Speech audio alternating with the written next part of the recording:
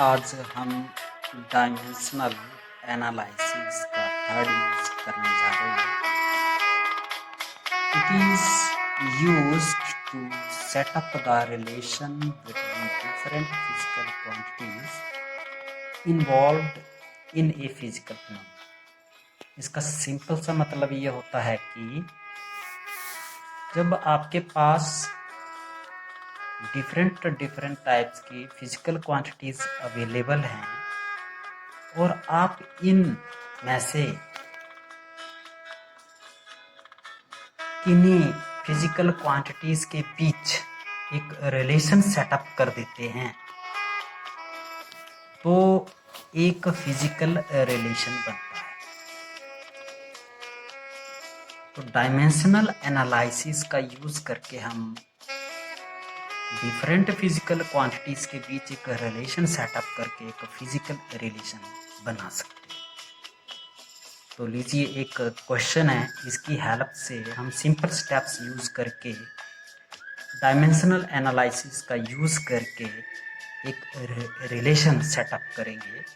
तो पहला स्टेप है कि ये जो क्वेश्चन है इसको पढ़िए पहले। A body of mass m is moving in a circle of radius r with angular velocity omega.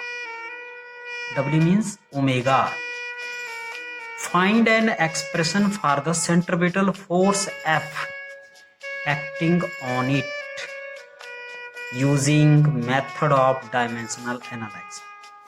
कि एक बॉडी है जिसका मास m है, वो सर्कल में मूव कर रही है और जब सर्कल में मूव कर रही है तो उसकी एंगुलर वेलोसिटी ओमेगा है। आपने एक रिलेशन सेटअप करना है सेंट्रिपिटल फोर्स का, जो एक्ट किसके ऊपर कर रही है? बॉडी जिसका मास m है। तो आपने क्या लिखना है कि जो सेंट्रिपिटल फोर्स F है that is directly proportional to. अब इसमें कौन कौन सी बॉडीज हैं जो इन्वॉल्व बॉडी की, जैसे मास है, इसी बॉडी का जिसका मास m है वो एक रेडियस r में मूव कर रहा है और उसकी मूविंग की जो एंगुलर वेलोसिटी है वो ओमेगा है।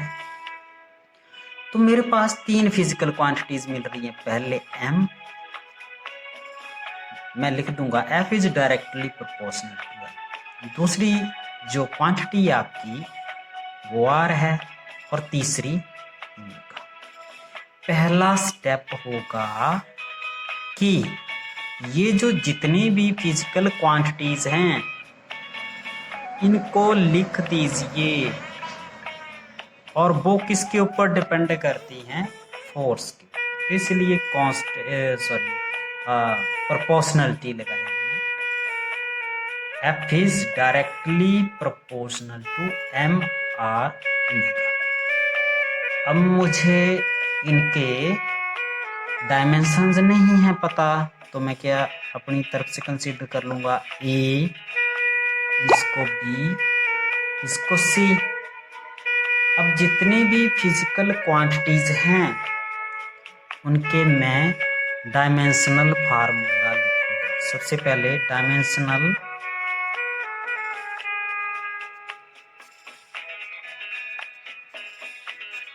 Formula of F means force, और फोर्स हम कई बार इसका डायमेंशनल फार्मूला निकाल चुके हैं, mLT-2, equation number 2।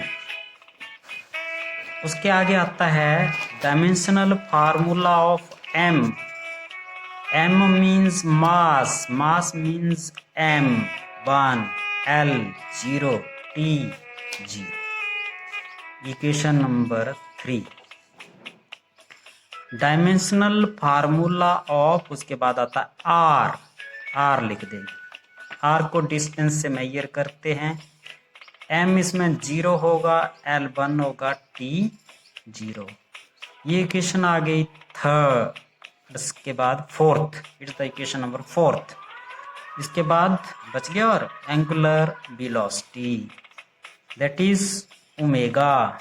Omega is equal to angular जो वेलोसिटी होती है उसका फार्मूला होता है एंगल डिवाइडेड बाई टाइम।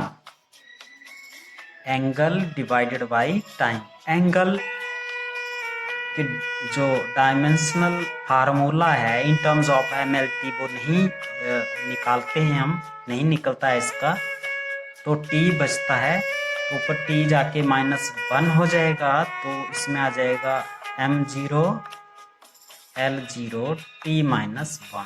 इसको दे दो इक्वेशन नंबर 5।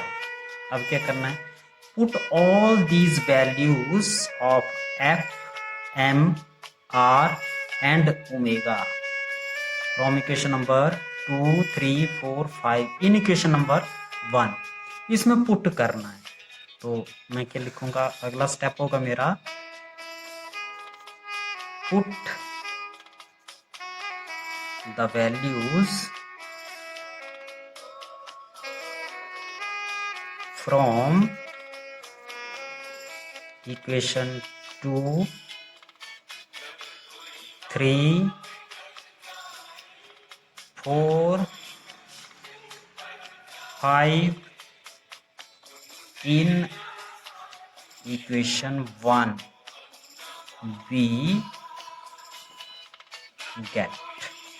तो भर दीजिए, क्या जाएगा mLt-2 ये 1 है जिसकी पावर में कुछ नहीं लिखा जाता, अंडरस्टूड है, 1 होगा।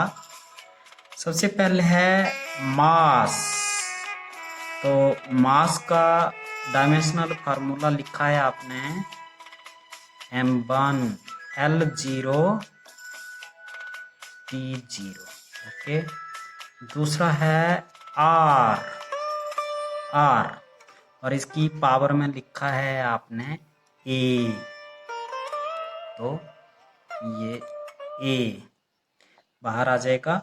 इसी तरह R का आ जाएगा m0 L1 T0, ये आ जाएगा V। और उसके बाद आता है omega, angular velocity m0 L0 t-1 की पावर c। अब इसको सिंपली हम सॉल्व करने की कोशिश करेंगे। यह आ जाएगा mLt-2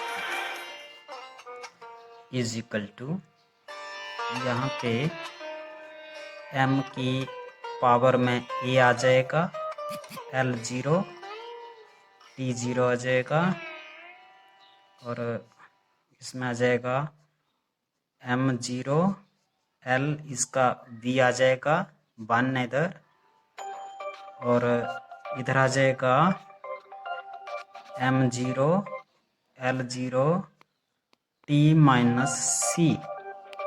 ये अब मैं क्या करूँगा, comparing the dimensions.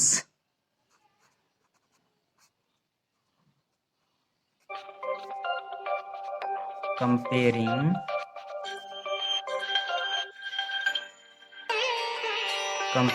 the dimensions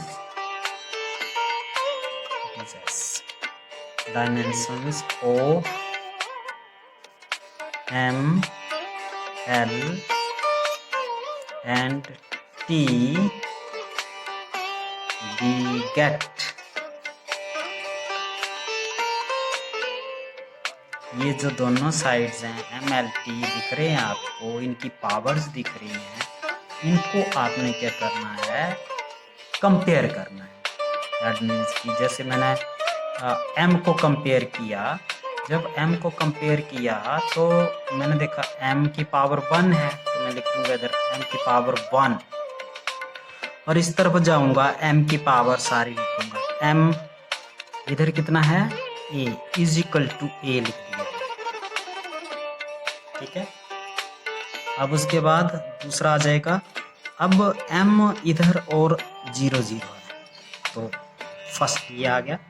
second है उसके बाद l को कंपेयर करूँगा, l की पावर इधर 1 है, इधर चलूँगा तो इधर l ये 0 है, इधर b है तो इसको b पावर कंपेयर कर रहा हूँ, मीन्स डायमेंशंस कंपेयर कर रहा हूँ, इधर 0 है। और इसी तरह t, तो t इधर कितना है -2 एंड इधर इज t 0, इधर 0, इधर -c, इधर मिला मुझे माइनस, तो माइनस माइनस कैंसिल हो जाएंगे। मेरे पास आ गई a की वैल्यू 1, b की वैल्यू 1, c की वैल्यू 2, और ये बन गई आपकी इक्वेशन नंबर 6। अब आप क्या करेंगे, अब करेंगे आप नाउ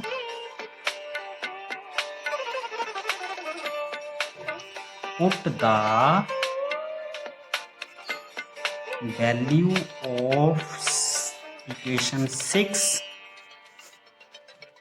in 1